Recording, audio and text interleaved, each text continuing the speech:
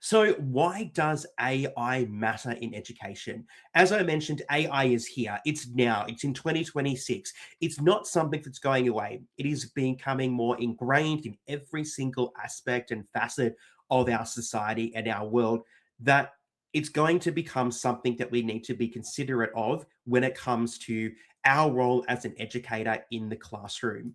So, the reality is that as an educator, and I'm still a full time educator, we're expected to do a lot with very little time. It doesn't matter if you're down here in Australia like I am, whether you're over in the Northern Hemisphere, the US, you're over in Europe, you're in Asia, it doesn't matter where you are.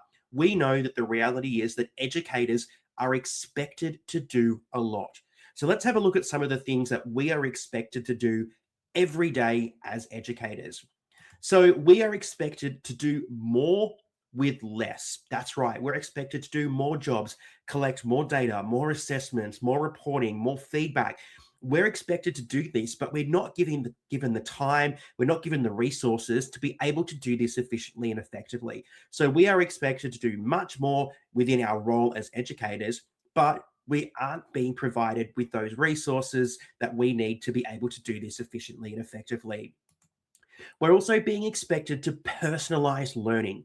All right. So, I've been teaching for, just under 16 years now. And I can say personalized learning has always been there, but the level of personalization in 2026 is absolutely outstanding.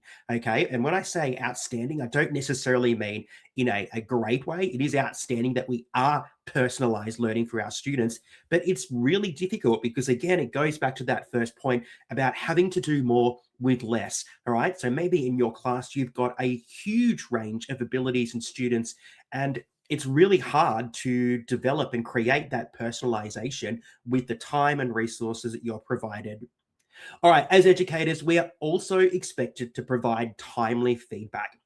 And if you have a really dedicated class, if you have large classes, if you have a big teaching load, you know that this can be something that is really time consuming. This is something that is really challenging, okay? Especially if you're in a very content or language heavy teaching area. I teach English, okay, down here in Australia. And that involves a lot of writing, a lot of text, a lot of reading. So, looking and providing this feedback actually takes up a lot of time, and it can be quite overwhelming.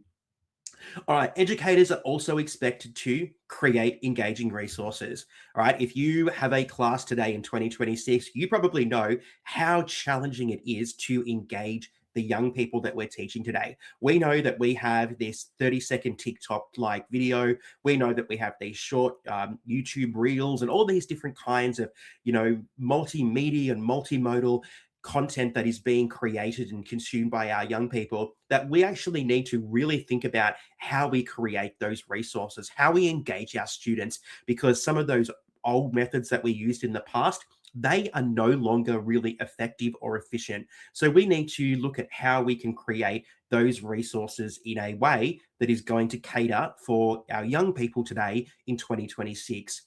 And finally, as educators, we are expected to keep up with this rapid technological change. All right. Yes, we are expected to keep up this. We are expected to kind of keep growing and keep developing. That's why I'm here as a leader and a coach here at Evolve EdTech to support you with this in a way that is practical and accessible. For some people, they don't have access to these kind of resources. So incorporating this technology into their classroom and developing those skills that our young people need is quite challenging.